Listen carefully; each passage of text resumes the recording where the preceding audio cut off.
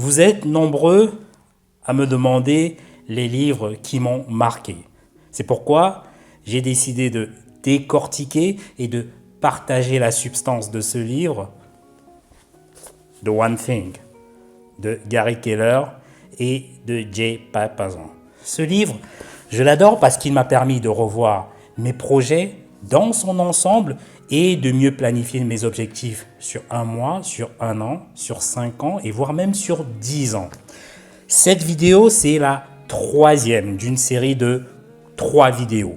Écoute, regarde-la jusqu'au bout car tout au long, je te livre les astuces pour débloquer les freins que tu peux avoir dans ta tête et à la fin, je te dis ce qu'il faut faire pour gagner ce livre.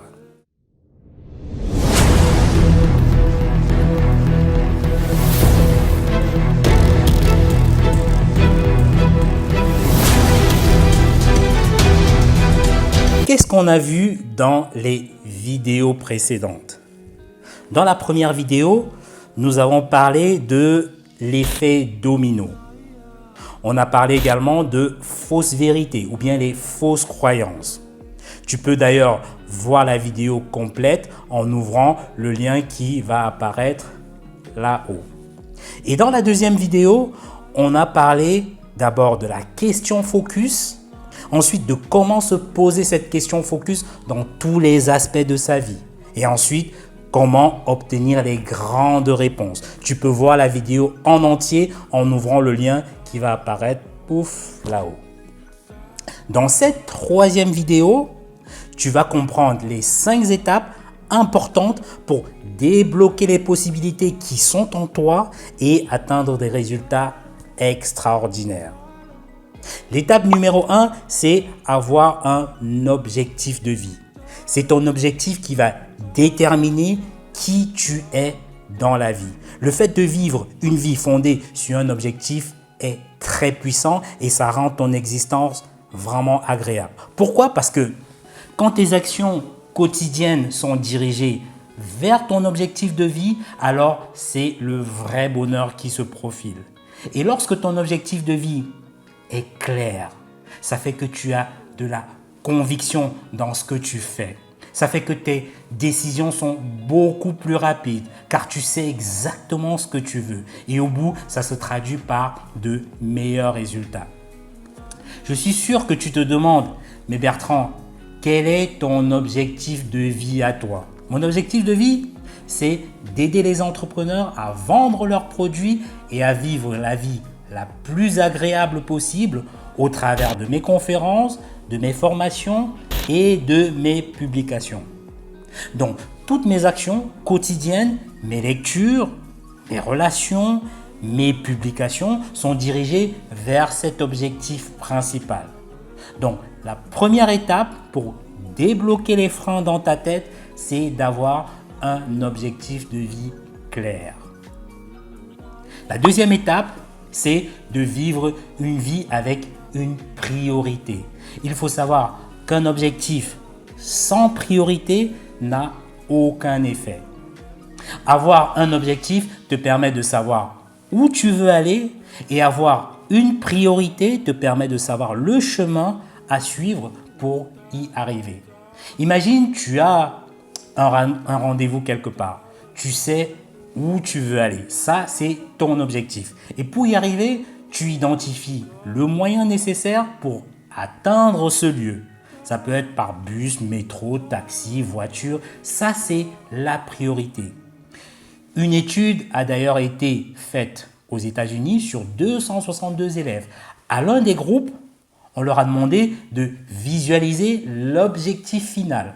Par exemple, avoir une note de 17 sur 20 dans une matière.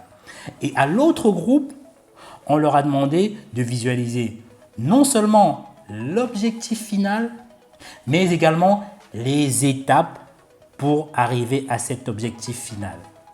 Ceux qui visualisaient les étapes pour y arriver ont obtenu à tous les niveaux de meilleurs résultats que ceux qui visualisaient uniquement le résultat final. Donc, en saucissonnant étape par étape, ça aide à engager une réflexion qui va mener vers des résultats extraordinaires. Il faut apprendre à penser grand, puis décomposer ce grand objectif en petites étapes nécessaires pour l'atteindre. Il est d'ailleurs démontré que quand tu écris ton objectif ainsi que ta priorité sur un bout de papier, ça augmente de 40% tes chances de l'atteindre. Car en écrivant, ton cerveau l'aura déjà intégré. Donc ça, c'était la deuxième étape qui est de définir sa priorité pour débloquer les freins dans sa tête. La troisième étape, c'est être productif. Il faut savoir une chose, les personnes à succès sont souvent des gens très productifs qui connaissent leurs priorités et y concentrent toute leur énergie. Être productif ne signifie pas être occupé ou être un fou de travail. Non, ça n'est pas ça.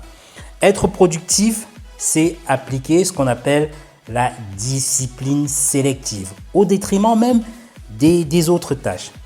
Si tu as une tâche prioritaire qui peut se faire en une fois, bloque 1 heure ou un jour et termine-la. Si c'est une tâche prioritaire qui est à faire régulièrement, tous les jours, bloque une plage horaire tous les jours. Ça peut être de 6 heures à 9 heures du matin, par exemple.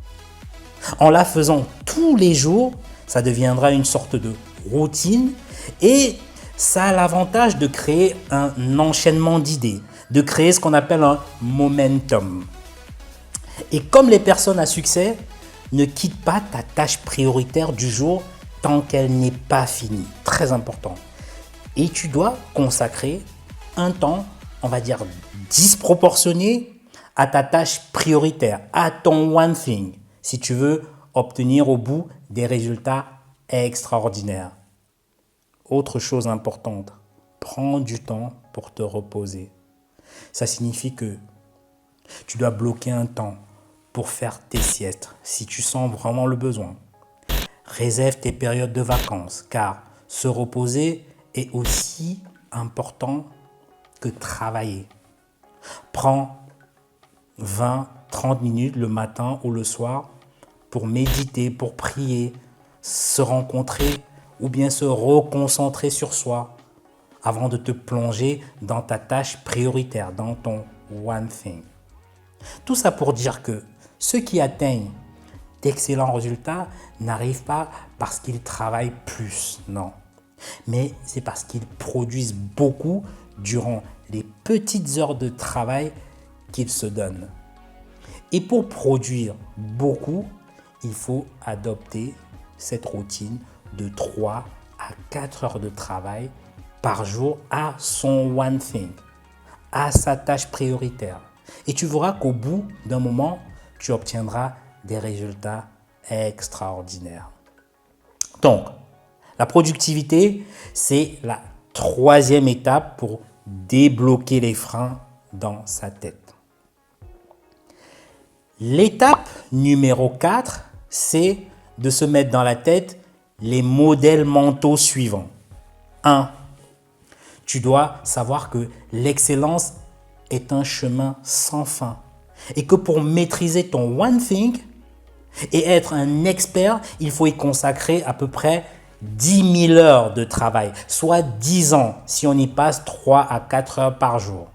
2. Tu dois avoir ce qu'on appelle une approche ciblée, qui fait que quand tu te heurtes à une difficulté, tu dois adopter des nouvelles pensées, tu dois te former, tisser des partenariats, toujours pour atteindre ton but. Contrairement à l'approche entrepreneuriale d'aujourd'hui qui veut que quand on se heurte à une difficulté, on va vite voir ailleurs. Et ce n'est pas ce qu'il faut faire. Et puis 3, tu dois être responsable, comptable de tes résultats. Car c'est vraiment la meilleure façon d'avoir du succès. C'est extrêmement important. Pourquoi? Parce que il ne sert à rien de mettre la faute sur l'autre. C'est-à-dire qu'il faut être l'auteur de ta destinée.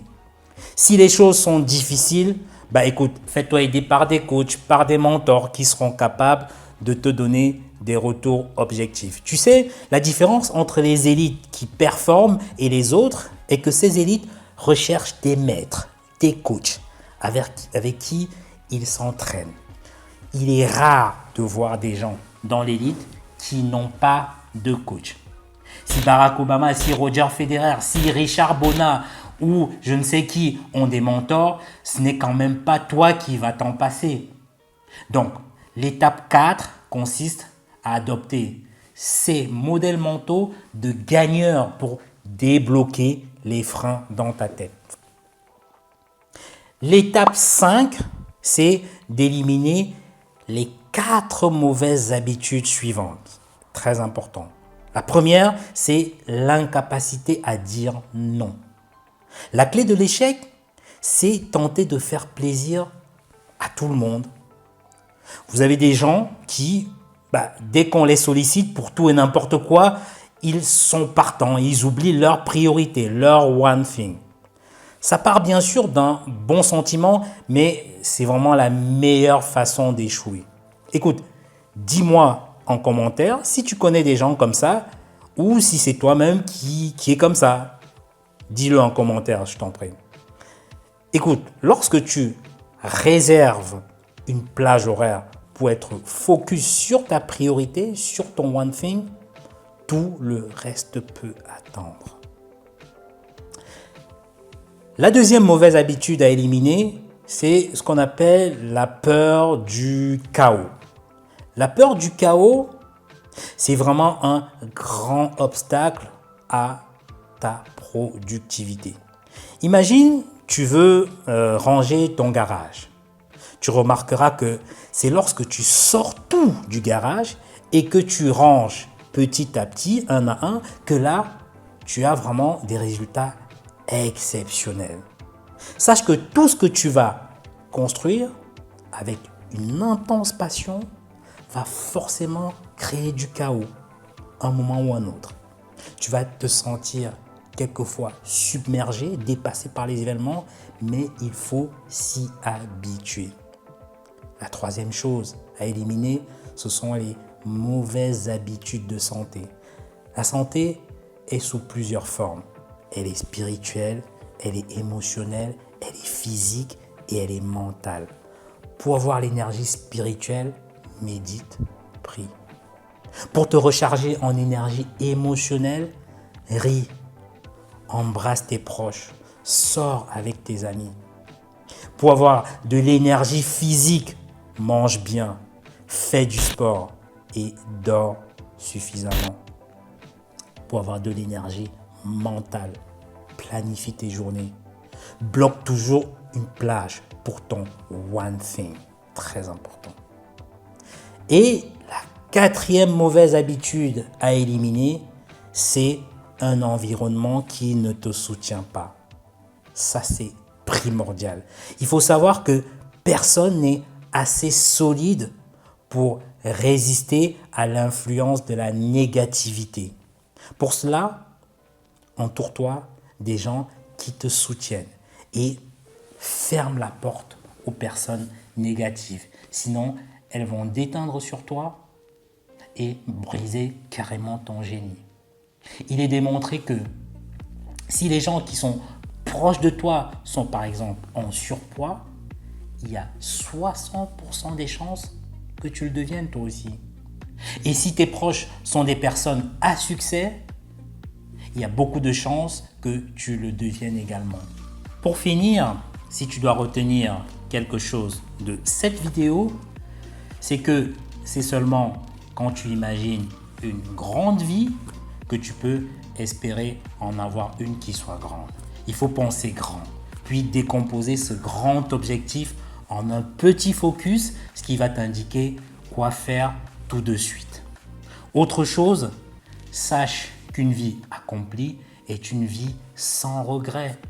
C'est une vie que tu as consacrée à faire ce dont tu as toujours rêvé. Il s'agit de vivre la vie qui te convient et non pas celle que les autres attendent forcément de toi. Et pour terminer, le succès, c'est d'abord un travail à l'intérieur de soi. Car quand tu te fixes un objectif clair et que tu connais ta priorité et que tu te consacres tous les jours à cette priorité, alors tu deviens extrêmement productif. Et au final, tu récoltes des fruits, des résultats extraordinaires dans ta vie. Donc écoute, tout est dans ce livre, The One Thing. C'est de l'or en barre.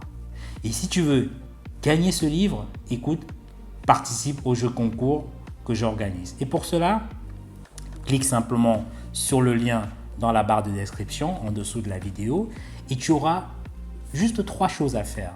La première, abonne-toi à ma chaîne si ce n'est pas encore le cas. Et puis de 2, renseigne simplement ton prénom et ton email pour recevoir le cadeau si tu es le regagnant. Et puis, partage avec tes amis pour multiplier tes chances. Je te dis à bientôt dans la prochaine vidéo.